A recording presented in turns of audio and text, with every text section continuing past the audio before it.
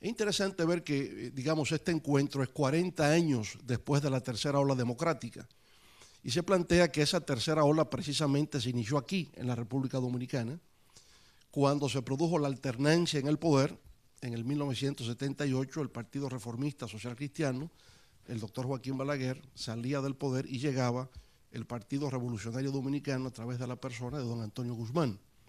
Y a partir de ahí, al año siguiente, 1979, Jaime Roldós en Ecuador, y ya la década de los 80 se entendió como la década de transición democrática, no solo en América Latina, sino a escala internacional. Y ya luego, digamos, en estos 40 años que podemos hablar de logros, sin duda alguna ha habido logros en lo que tiene que ver con la democracia, se ha pasado de una fase de transición hacia una consolidación del Estado democrático de derecho. Yo diría que en ese contexto, el primer gran aporte que encontramos con el sistema democrático tiene que ver con el tema de la legitimación de origen. La única forma posible hoy de acceder al poder es por la vía electoral. Ya no es posible ni por golpes de Estado militares de derecha, ni por guerrilla de izquierda. Cosa que se explicaba en un contexto previo, pero en la actualidad solamente se puede acceder al poder en forma legítima por vía de las urnas. Ahora, si hay una legitimación de origen que tiene que ver por vía electoral, hoy lo que se plantea en el marco de la calidad de la democracia es que haya también una legitimación en el desempeño. Por tanto, legitimación en el desempeño significa gobernar democráticamente. Y hay un esquema que hemos asumido todos en América Latina, que es la Carta Democrática Interamericana, que contiene los fundamentos de lo que debe ser esa gobernanza democrática. Ahora bien, ya desde finales del siglo XX y ya ahora en el siglo XXI, se han venido dando mutaciones o transformaciones a nivel de las estructuras económicos sociales de los países de América Latina y del mundo, y también ha habido una mutación o transformación en lo que tiene que ver con la naturaleza misma del poder, que genera unos niveles de complejidad y de incertidumbre en lo que tiene que ver con la conducción política democrática. Si vamos a ver en términos de estructura económicos sociales, no cabe dudas que 50 años atrás la mayoría de las sociedades latinoamericanas tenían una población predominantemente rural. En la actualidad ha habido una tendencia hacia la urbanización. Hoy tenemos, digamos, América Latina con grandes ciudades, ciudades que se pueden comparar con las del primer mundo, en Europa, en los Estados Unidos, en términos de población, pero al mismo tiempo en lo que tiene que ver con sus estructuras, el desarrollo de sus infraestructuras y los servicios públicos que debe proveer. En segundo término, diríamos que ha habido, desde el punto de vista de la estructura socioeconómica, un tránsito de sociedades precapitalistas hacia sociedades capitalistas, que se insertan en el mundo de la globalización y por tanto tienen mayor apertura de mercados y una mayor vinculación en el mundo de la interdependencia y la interconexión que se produce a escala global. En lo que tiene que ver con la naturaleza del poder político como tal, hemos pasado de un modelo de concentración del poder en manos del Estado a un fenómeno de difusión del poder en distintas instituciones. El rol de la sociedad civil, el rol de los medios de comunicación, de los núcleos profesionales, de los sindicatos, de las iglesias, de los movimientos sociales, de las redes sociales. Hoy día es más difícil gobernar en democracia que años atrás, porque los desafíos, los retos que los gobiernos van teniendo multiplican por mucho lo que se tenía con anterioridad. En medio de ese mundo complejo, ¿verdad?, donde entiendo que ha habido logros, como hemos señalado, a partir de una legitimación de origen en las urnas, los gobiernos son más respetuosos de los derechos humanos, los gobiernos son más dialogantes, procuran la resolución de los conflictos por vía pacífica, en fin. Pero ciertamente ha habido retroceso, ha habido declive de alguna manera con la democracia, no solo en América Latina, sino a nivel global. Y tiene mucho que ver, Daniel y distinguidos colegas del panel, con lo que considero es el evento más importante de finales del siglo XX y todavía hoy, la crisis financiera global del año 2007-2008, que se extiende todavía hasta la actualidad. Porque a partir del impacto de la crisis financiera global, se tomaron, digamos, dos decisiones distintas en el marco del G20, organismo que se creó a nivel de jefe de Estado y de gobierno a partir del 2008 para dar respuesta al impacto de la crisis financiera global. Y lo que vimos fue que en el caso europeo la respuesta que dieron los países europeos fue aplicar políticas de austeridad. Y esas políticas de austeridad en Europa provocaron un descontento social. Y a partir del descontento social, una reconfiguración del mapa político en toda Europa y la emergencia de nuevos actores. Es el caso, digamos, más simbólico, más claro, en España, ¿verdad?, donde el Grupo Podemos, el Grupo Ciudadanos, que no existían, son el fruto de la crisis. Se integran al sistema, pero en principio fue una contestación callejera. El caso de Grecia, la zona euro en sentido general se vio convulsionada, desestabilizada, como resultado primero de la crisis y segundo de la aplicación de políticas de austeridad. En América Latina, digamos, en el caso de Europa, todavía para un poco indicar esto, no solo es la emergencia de nuevos actores, sino que si lo vemos desde el punto de vista electoral, de 22 elecciones desde el año 2009 hacia el año 2015, 22 elecciones, 21 gobiernos las perdieron. Solamente Alemania con Angela Merkel pudo sostenerse. Por lo tanto, si había socialdemócratas en el gobierno, perdían las elecciones frente a la democracia cristiana o grupos populistas de derecho emergentes. Si había un partido de derecha en el poder o centro derecha, perdía y venía a la izquierda. Nunca había habido en Europa tanto nivel de volatilidad o inestabilidad política como se ha presentado desde el 2009 hasta el año 2015 como resultado del impacto de esa crisis financiera global. En el ámbito de América Latina, Daniel lo decía muy bien, en principio, digamos, el impacto no fue severo. En el año 2009 experimentamos todos en la región un declive en el crecimiento económico.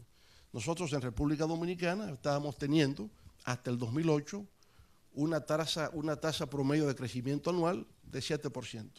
En el año 2009 descendimos a 3.5%, pero en el año 2010 crecimos 11%, ¿bien? Porque fue el incentivo a la inversión pública lo que generó ese incremento en el año 2011. Pero a partir del año 2014, el panorama político en América Latina y muy especialmente en América del Sur empieza a cambiar. Y empieza a cambiar a nuestro modo de ver porque la aplicación de políticas de austeridad en Europa generó prácticamente crecimiento cero. Y ese crecimiento cero en Europa hizo disminuir las exportaciones de China hacia Europa. China, que estaba creciendo a una tasa promedio anual de un 12%, empezó a desacelerar hasta un 6%.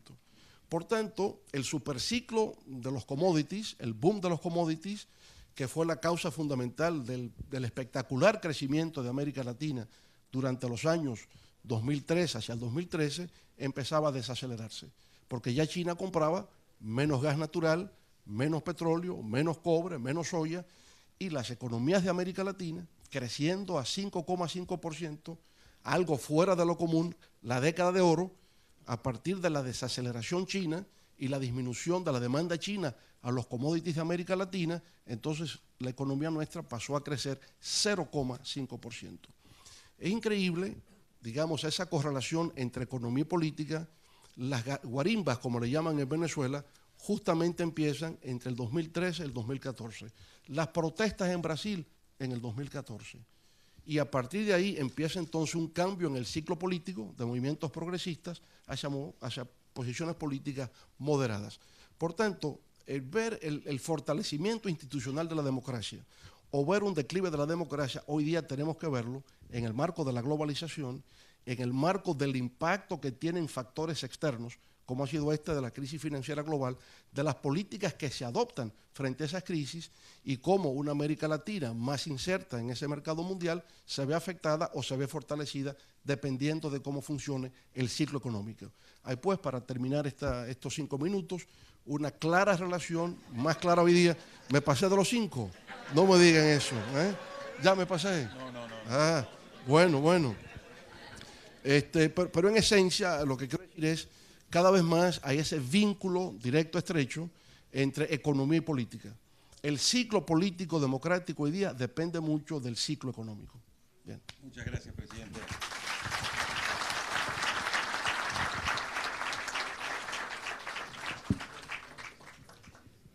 Presidente Samper, sus 5 minutos. Bueno, a tomarme los mismos 5 minutos dominicanos del presidente Leonel Fernández, agradeciendo la presencia de mis colegas, a Daniel, a mi compañero en muchas luchas, Sergio Vitar, a Margarita, por su presencia, Iván Velázquez, nuestro magistrado. Muchísimas gracias por esta oportunidad de volver a la casa de Leonel, a la cual uno siempre vuelve con el temor de que le renazca la envidia, porque cada vez está más grande, hay universidades y hoy nos dijeron que además hay canal, es decir, vamos a seguir este ejemplo de lo que debe ser un partido. Yo comienzo por hacer una pequeña acotación al estudio, porque me parece importante distinguir entre lo que es la democracia como tal y la gobernabilidad democrática. Parece que la democracia como tal es un valor, es un sistema, es casi que un estado de ánimo, y la gobernabilidad tiene muchísimo que ver con la utilización de ese escenario de poder hacer cosas. Y menciono la palabra gobernabilidad porque la primera vez que se discutió en América Latina el tema de la gobernabilidad fue en los años 70, cuando discutían cuáles eran los riesgos para los países de que entraran por el camino de la democracia. O sea, la gobernabilidad democrática no nació como una virtud, sino como una especie de estrategia de defensa para que estos países pasaran de unas dictaduras que controlaban todo a unas democracias que se suponía que iban a ser anarquía y caos. Y creo que a partir de esa premisa yo vería 3 desafíos o riesgos o peligros que tiene en este momento la democracia latinoamericana, y me circunscribo a mi corral para no entrometerme en otros escenarios. El primer desafío es que para nadie es un misterio que nosotros estamos viviendo una crisis de representación.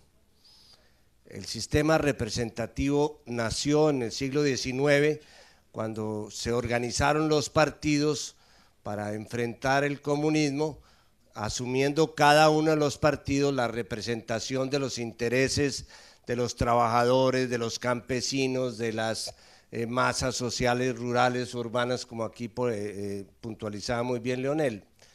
Ahora, ese sistema de representación está haciendo crisis, y para nadie es un misterio la crisis que hoy viven los partidos en América Latina y su incapacidad de representar los intereses de las grandes mayorías sociales. Yo creo que además eso tiene que ver algo con otro punto, y es que aquí está haciendo agua también el presidencialismo latinoamericano. Nosotros adoptamos la figura del presidencialismo, que es una mala figura entre lo malo del presidencialismo norteamericano y lo malo de la monarquía española, y quedamos con este sistema presidencialista, unos presidentes como monarcas que mandan desde todas partes sin que se les obedezca en ninguna parte. Yo creo que ese es el principal desafío que tiene en este momento la democracia latinoamericana, que es ir hacia un sistema semiparlamentario en el cual podamos realmente recrear la función de unos partidos que hoy día por cuenta del presidencialismo están corrompidos, están clientelizados, pero sobre todo están aislados de la sociedad. ¿Quién ha llenado ese vacío de representación? A mi juicio, lo están llenando peligrosamente unos poderes fácticos, una serie de actores políticos que están haciendo política sin responsabilidad política. ¿Quién está haciendo política? Así como le venden a uno, yo lo decía aquí en esta misma casa, le venden a uno la leche sin lactosa, el café sin cafeína, la cerveza sin alcohol. También hay política sin políticos, que es el sumum de la antipolítica. Grandes organizaciones económicas, medios de comunicación que están en función de sus propios intereses, organizaciones no gubernamentales, jueces y fiscales que de alguna manera son tentados a utilizar la justicia con fines políticos, pero sobre todo las redes. Lo que nosotros no nos hemos dado cuenta es de los cambios que en la percepción tradicional de la democracia están teniendo todo este mundo de las redes. Ya el problema no es entre medio y mensaje, como decía McLuhan, porque aquí lo que tenemos son unas redes que están sirviendo de medio y mensaje simultáneamente. ¿Cómo puede uno crear identidades con trinos de 140 palabras? Hemos reducido la política al ejercicio efímero de unas controversias que nacen y se mueren el mismo día, sin posibilidad de tener una fijación permanente, explotando emociones, pasiones, resentimientos. Claro que las redes son importantes en su capacidad de convocar para causas nobles, para defender el medio ambiente, para defender la equidad de género, todo eso es respetable, pero las redes utilizadas políticamente están reventando las posibilidades de hacer una verdadera representación de los intereses de las mayorías sociales. ¿Quién puede creer que había unas mayorías legítimas detrás del Brexit, o detrás de Trump, o detrás del plebiscito por la paz en Colombia? El 80% de los colombianos queremos la paz en Colombia. ¿Por qué ganó el plebiscito? ¿Porque la gente estaba en contra de la paz? No, porque armaron un sindicato de odios contra el gobierno, contra el enemigo, contra el partido político, contra el partido de fútbol. Lo que están sirviendo las redes es para hacer convocatorias de odios que no tienen un liderazgo, que no obedecen a un libreto, que no son una manera de ejercer una representación con carácter permanente. Y a mi juicio, esos poderes fácticos son los que de alguna manera consiguieron sacar a la única persona inocente que había en el escenario en ese momento de la democracia latinoamericana, que era la presidenta Dilma Rousseff. No fue un golpe militar, no llegaron los militares, sacaron en pijama a la presidenta por la noche y la pusieron en un avión. Fue el desgaste, el desmoronamiento de su credibilidad, la pérdida de confianza, el respaldo a través de los trinos de actitudes corruptas de quienes querían verla por fuera del poder. Entonces, para mí, una de las mayores amenazas que tiene en este momento la democracia en el mundo en general es el poder de esos poderes fácticos que en este momento están sustituyendo a los partidos en su capacidad de representación. Y me adhiero totalmente a las palabras de Sergio Vitar de que otro de los riesgos evidentes es que los partidos no están representando los intereses de las mayorías sociales. Lincoln decía que la democracia es el ejercicio del pueblo, por el pueblo y para el pueblo. Es claro que en América Latina avanzamos en la democracia como un ejercicio del pueblo. Hemos tenido 120 elecciones en los últimos 40 años, a través de las cuales se han reiterado los proyectos políticos de personas de una u otra ideología. Eso está absolutamente claro, y que en nuestras nuevas constituciones tenemos mecanismos de participación, mecanismos garantistas. La democracia por el pueblo está de alguna manera abierta a la discusión, pero estamos fallando en la democracia del pueblo o para el pueblo. En los últimos 10 años, en los años que siguieron a la aplicación de la receta neoliberal del consenso de Washington, que tenía mucho más de Washington que de consenso, durante esos años conseguimos 100 millones de nuevos pobres absolutos. El esfuerzo que hicieron todos los gobiernos de la región, con signo de derecho o de izquierda, para sacar esa gente de la pobreza, consiguió sacar 60 millones de pobres de la pobreza absoluta. Eso fue lo que conseguimos entre el 2004 y el 2014. Entre el 2014 y el 2017, de esos 60 millones hemos perdido 18 millones. 18 millones de latinoamericanos que han regresado a su condición original de pobreza. Para mí ese es el mayor cuestionamiento que existe en este momento sobre la democracia, es decir, la capacidad que tenga o no los sistemas políticos en democracia de solucionar los problemas a la gente. La gente lo que quiere es su trabajo, quiere su salud, quiere el empleo, quiere progresar a sus hijos. Si hay un sistema que no se lo permite hacer o que al contrario le quita la posibilidad de tener algo que ya consiguió entre lo que es la definición de la clase media, que es la que se gasta todo lo que tiene en aparentar tener todo lo que no ha tenido, pues yo creo que si ese sistema no le da credibilidad a la gente, pierde legitimidad y esos son los mayores riesgos. Y claro, quiero terminar con una nota optimista como Sergio. Vengo de un país en el cual nos estamos matando desde hace 50 años. En estos 50 años ha habido 287,000 muertos. Por razón del conflicto hay 7 millones de víctimas que están ahí esperando un nuevo vivir. Y hemos conseguido, después de 4 años de negociaciones, que personas que llevaban en el monte 50 años hayan resuelto cambiar la lucha a través de las armas por la lucha a través de las urnas. Si eso no es una confirmación de que la democracia es un camino, yo no sé cuál puede serlo. Muchas gracias.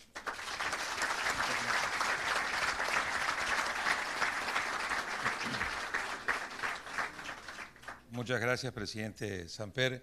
Le vamos a pedir ahora los 5 minutos al presidente Cerezo. Mis 5 minutos. Bueno, yo en primer lugar quiero decir que es un verdadero gusto estar aquí compartiendo con mis amigos expresidentes y con Sergio, por supuesto contigo. IDEA sigue siendo yo diría un foro fundamental para discutir este tipo de cosas. La segunda cosa que quiero decir es que yo creo que es absolutamente oportuno abrir la discusión sobre el tema de la democracia en este momento, porque la democracia sí ha empezado a tener problemas de subsistencia. Y hasta ahora se ha demostrado que la democracia que se creó a partir de los 70 y en los años 80 en América Latina tiene capacidad de resiliencia, porque en muchísimos aspectos la democracia efectivamente ha cumplido con la oferta que se hizo originalmente sobre la democracia. La descripción que se hace de los requisitos de la democracia que se ha planteado en el estudio indica, y lo comprueba el estudio, que en la mayoría de los requisitos que se ponían para calificar a una democracia como efectiva y como que estaba funcionando, se han cumplido. Es decir, independientemente de que las cosas estén funcionando bien o mal, de hecho, son gobiernos representativos, electos popularmente, en la mayoría de los casos cumplen con sus periodos gubernamentales, hay libertad de prensa y en algunos casos absoluta libertad de prensa, sin ningún tipo de regulación ni de control, al punto de que la prensa se ha convertido, como han dicho, pues en una empresa privada que funciona para sacar y fortalecer sus propios intereses en muchos de los casos de América Latina. Además de eso, se abrió las puertas a la organización. Yo me recuerdo que cuando platicábamos en la época en que recibíamos formación por la democracia, se hablaba de que la democracia era el proceso por el cual se permitía la organización popular para que todo el mundo se pudiera manifestar a favor o en contra de las decisiones del gobierno y tuviera la capacidad de proponer alternativas. Y esto también se ha respetado hasta el punto de que creo que en ninguna etapa de la historia de América Latina, por lo menos, ha existido tantas ONGs que tienen mucho que ver, no solo en las decisiones de gobierno, sino que en las actividades a favor de las poblaciones, en la promoción de derechos específicos y en la exigencia de la apertura y el reconocimiento de una serie de derechos que no habían sido previstos con anterioridad. El dilema de la democracia, yo diría, es que son sus actuales actores, los actuales actores de la democracia, porque indudablemente la apertura de los procesos democráticos en los 70 y los 80 fueron actos heroicos de los pueblos latinoamericanos. Actos heroicos que costaron muchísimas vidas. Aquí se ha hablado de cientos de miles de personas en América Central. Calculo que han de haber pasado el 500,000 de personas en las guerras internas y que tuvieron la posibilidad de convertirse en una nueva guerra. Solo en Guatemala se habla de 250,000 muertos o desaparecidos en la guerra de 36 años. Y entonces la apertura al proceso democrático logró algunas cosas que son fundamentales. Por lo tanto, no podemos, porque está en crisis la democracia, no reconocer los logros de la democracia con la que trabajamos. Se terminaron las guerras en América Central, se han establecido gobiernos que en la mayoría de los casos han respetado la voluntad popular, se abrieron las puertas a la participación, pero hay un problema con los procesos democráticos y creo que es lo que está pasando en todas partes. En primer lugar, las generaciones que abrieron los procesos democráticos están teniendo que pasar al retiro. Es decir, los grandes héroes de los procesos democráticos, por razones diversas, entre otras por cansancio, agotamiento, edad, o porque uno se tiene que retirar, pues, para darle puerta a los otros, paso a los otros, han tenido que salir de la militancia activa en los partidos políticos y han sido sustituidos por nuevas generaciones de dirigentes políticos que no tienen los instrumentos que nosotros recibimos para trabajar en esa democracia. Formación ideológica, preparación y entrenamiento para dirigir y administrar los gobiernos, concientización alrededor de valores democráticos, compromiso con la historia, con los objetivos, la elaboración de proyectos históricos y de sueños de transformaciones. Eso fue lo que movilizó a las grandes masas latinoamericanas para luchar y pelear por la democracia. Definitivamente, la actitud de construir un sueño en América Latina durante años fue construir una democracia. Y ahora solo voy a salir rápidamente porque si no probablemente voy a tener que tomar los 5 minutos que se toma uno en la República Dominicana, que es un poquito más. Pero miren, no formamos gentes para sustituirnos. No entrenamos gentes para dirigir gobiernos que fueran del pueblo, para el pueblo y por el pueblo. Estamos siendo sustituidos por personas que llegan a la política por una simple razón, por oportunismo político o al servicio de intereses determinados. En cuarto lugar, la democracia ha sido víctima de una serie de fenómenos que no preveímos en aquella época y que no podíamos prever. Lo que un buen demócrata no tiene la capacidad de prevenir el futuro.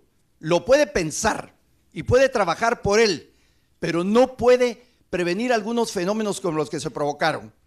En primer lugar, por ejemplo, nosotros no preveímos instituciones y mecanismos para que participaran todos aquellos grupos que han sido tradicionalmente marginados de nuestras sociedades. Los grupos originarios, o sea, los pueblos indígenas, los afrodescendientes, las mujeres, la ausencia de la participación de las mujeres, de los afrodescendientes y de los grupos originarios provoca una decepción sobre el proceso democrático, porque pareciera que solo la democracia fue hecha solo para ciertos niveles de la sociedad. Y no hemos podido crear, por ejemplo en Guatemala, tenemos 21 grupos de pueblos originarios con lengua diferente, regiones diferentes, manera de vestirse diferentes, y no hemos podido reformar la Constitución para darle paso a la participación de esa gente. Estamos discutiendo la igualdad de las mujeres para participar en los cargos de elección, en el trabajo y en las posibilidades de salir adelante. Y rechazamos sistemáticamente la participación de las jóvenes generaciones para poder participar. Por lo tanto, si no nos preparamos en ese momento para todos los cambios que preveíamos, pero que no creamos las estructuras para hacerlos, entonces los que están participando ahora y que no estaban previsto que deberían de participar, tienen razón de estar en desacuerdo con una democracia que fue hecha para nosotros, los que nacimos hace entre 50 y 100 años, más o menos, no, para que no puedan calcular mi edad, y no para ellos. La democracia que nosotros construimos no fue construida para las mujeres, para las afrodescendientes, ni para los grupos originarios, ni para los jóvenes, y por lo tanto hay razón de que esté en crisis. Y entonces lo que tenemos que plantear es iniciar, y aquí voy a terminar mis 5 minutos, lo que tenemos que plantear es abrir esta discusión de qué tenemos que hacer para que la democracia se vuelva una democracia funcional ante la realidad que estamos viviendo.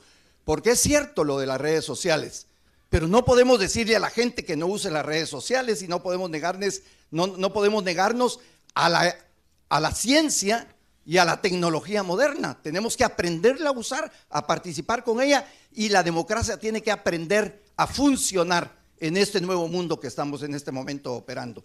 Si lo logramos hacer, vamos a hacerlo. Termino con esto. Hay una cosa que no supimos de enseñarle a las sociedades, que para poder lograr que una democracia para un país determinado funcione, nos tenemos que sentar a ponernos de acuerdo sobre los intereses de la nación, sobre el futuro de ese colectivo que nosotros representábamos, y no sobre los intereses de nuestros partidos políticos, mis intereses y los partidos del grupo al que pertenezca. Lo que se tiene que hacer es concertar un proyecto político nacional para que la democracia funcione en beneficio de la colectividad de esa nación. Muchas gracias.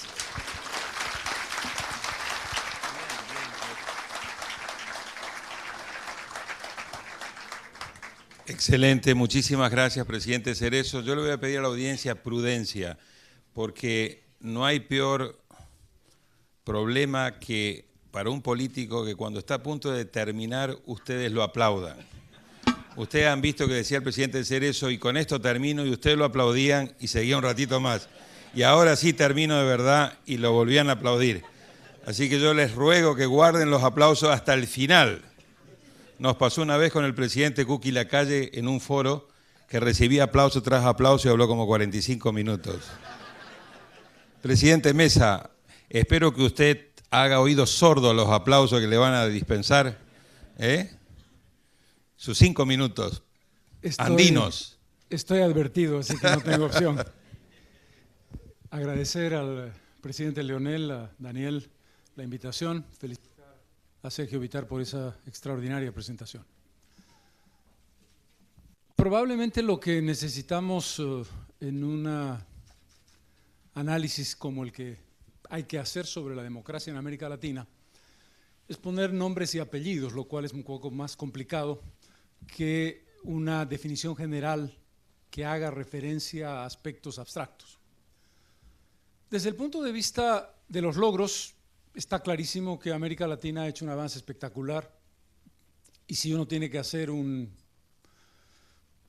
elemento de comparación entre costo y beneficio, el beneficio es extraordinario con relación al costo. El 11 de septiembre del año 2001, además de caerse las torres en Nueva York, se firmó en Lima un documento que se llama la Carta Democrática Interamericana. Ese documento ha establecido, como muy bien lo ha planteado Sergio, para América Latina, la carta de navegación de lo que entendemos por el funcionamiento democrático de una sociedad. Si hacemos una lectura de los 20 países que conforman América Latina, podremos evaluar que la mayoría de ellos cumplen los requisitos en términos generales de la Carta Democrática Interamericana, pero hay 6 o 7 que no la cumplen, así de simple y así de claro, y que no la cumplen independientemente de los resultados económicos e independientemente de los logros desde el punto de vista de la lucha contra la pobreza y en el desafío que tenemos ahora en lo que se refiere a las posibilidades de iniciar una lucha contra la desigualdad. Porque si el mecanismo del éxito económico fuera el indicador más importante de una democracia, podríamos pensar que nos gustaría más ser como China que ser como Estados Unidos. El hecho de que China tenga un éxito económico espectacular no la convierte en una democracia. Eso querría decir en consecuencia que no nos importa el mecanismo político que administramos si no nos importan los resultados económicos que logramos. Este es un tema complicado, es un tema delicado, porque muchas de esas naciones latinoamericanas que no están cumpliendo los requisitos básicos de una democracia te pueden mostrar unas espectaculares credenciales económicas, algunas no. Alguna tiene unas espectaculares maneras de destruir una sociedad. Pero hay países que están pasando de la democracia al autoritarismo y del autoritarismo al totalitarismo dentro de un esquema formal de democracia que te dicen, señor, mi nivel de crecimiento promedio en los últimos 10 años ha sido casi el 5%. Y mi lucha contra la pobreza ha tenido un éxito extraordinario y la he reducido en X%. Por lo tanto, aceptando que es imprescindible un tratamiento adecuado de la economía, porque los objetivos materiales son fundamentales en una sociedad, no podemos olvidar que una democracia implica el cumplimiento de una determinada serie de normas, la más importante de ellas, la capacidad de la sociedad de limitar el poder a través de los mecanismos que esa democracia te permite.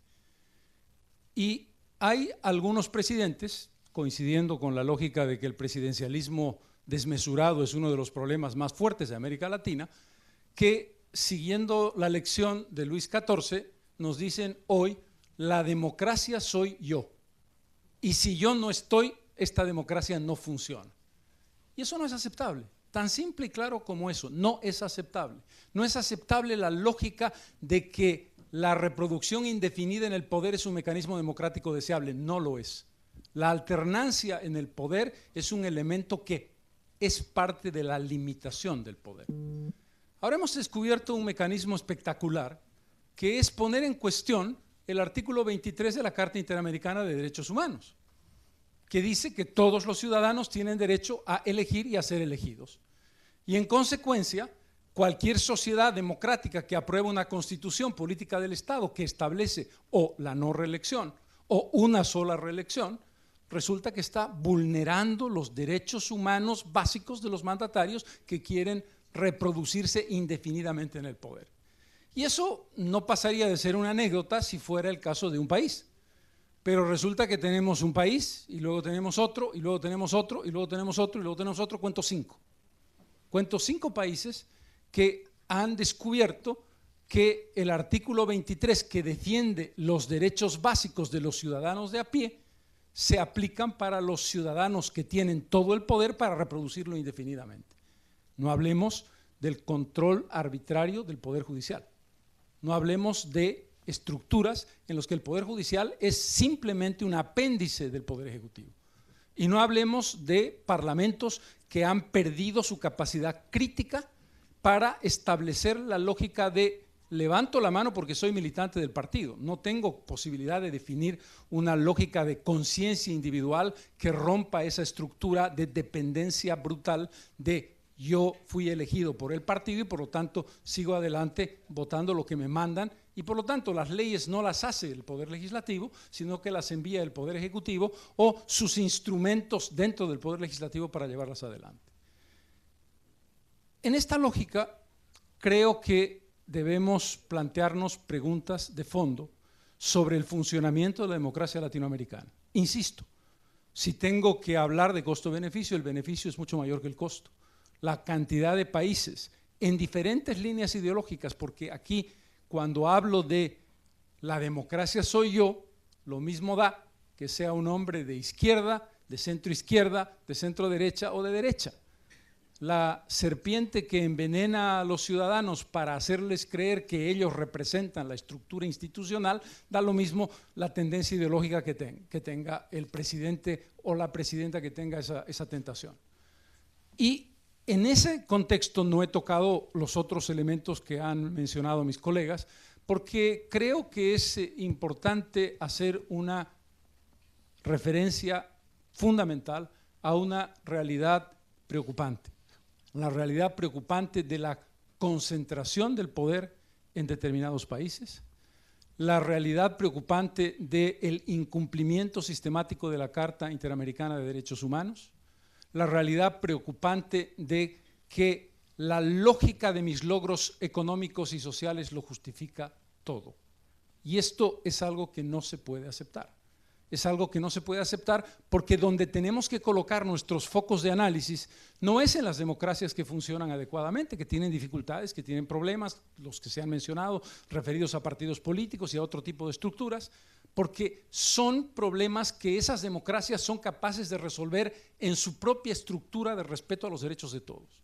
Tenemos que poner el foco en aquellos 6 o 7 países de América Latina que están enfrentando este tránsito que yo he definido muchísimas veces, y quienes como mis colegas me han escuchado más de una vez, corro el riesgo de ser repetitivo, pero asumo que puede ser interesante decirlo.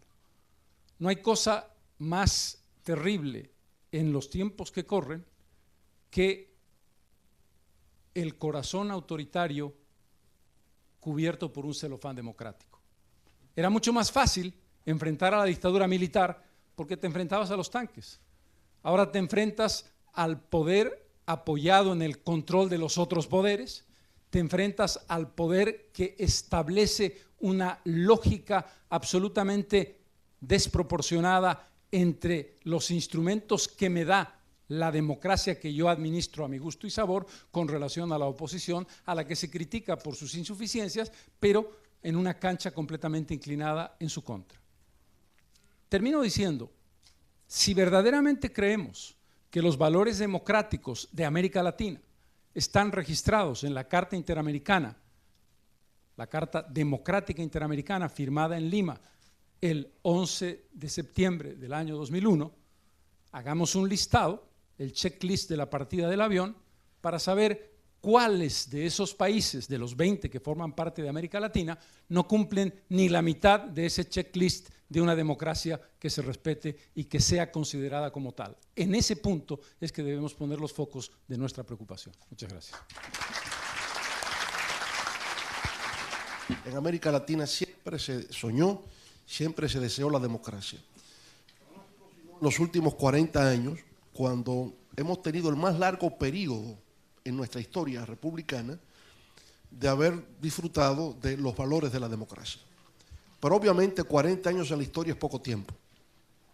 40 años en la historia es el inicio de un proceso. Y la democracia no es un evento, es un proceso. Y en el caso nuestro, América Latina, es un proceso que está en continuo perfeccionamiento. Creo que hay un primer gran logro, el que somos hoy mayoritariamente una democracia electoral. Yo creo que el tema electoral ya se reconoce como la única forma de acceso al poder por vía legítima. Hay en algunos casos aún irregularidades, el caso reciente de Honduras es un caso donde la propia OEA llamó a una anulación de las elecciones y a una nueva celebración, pero recibió, digamos, el reconocimiento por parte del gobierno de Donald Trump. Entonces, bueno, esto ocurre en cualquier país, ¿no? Todavía hay algunas irregularidades, hay imperfecciones que tienen que ser corregidas, pero en términos generales, América Latina, en lo que concierne al ámbito electoral, ha avanzado. Ahora, de lo que se trata es de convertir la democracia electoral, como decía el PNUD años atrás, en una democracia de ciudadanos. Y esa democracia de ciudadanos entonces ya es más compleja, requiere de otros factores, en la medida en que ya teniendo un gobierno legítimo, yo espero que ese gobierno democrático contribuya a la erradicación de la pobreza, a generar empleos, al acceso a la educación de calidad, el acceso a la salud, a la seguridad social, a la transformación de un país moderno. Yo pienso que esa es la aspiración de todos. Naturalmente ese país no lo hace en estado de aislamiento, es parte del mundo, de lo que está ocurriendo en el mundo. Y yo creo que lo que estamos viviendo en el mundo es una aceleración del cambio que nos sorprende, nos genera vértigo saber la velocidad con que las cosas cambian. Y eso está cambiando la política en todos los sentidos, hasta la forma de elegir, el voto electrónico, la campaña a través de las redes sociales. Es un mundo radicalmente diferente el que tenemos por delante. Lo que sí es claro es que hay valores universales que son inmutables, lo ha dicho Carlos.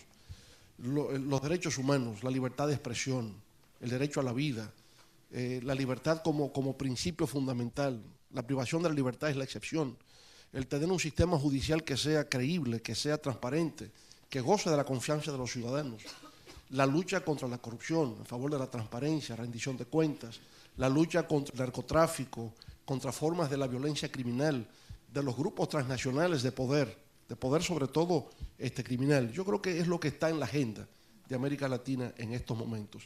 Y en la medida en que lo podamos superar, habrá una consolidación de esa democracia y mayor credibilidad y mayor confianza por parte de los ciudadanos. Yo espero que este diálogo que hemos iniciado hoy y que vamos a continuar mañana y pasado, pues de aquí salgan algunas ideas, algunas propuestas que efectivamente puedan ser útiles a la consolidación de esa democracia y Estado democrático de derecho contemporáneo. Daniel, muchas gracias, presidente Vinicio Cerezo, presidente Samper, presidente Carlos Mesa, por habernos acompañado aquí esta noche. Este diálogo continúa mañana.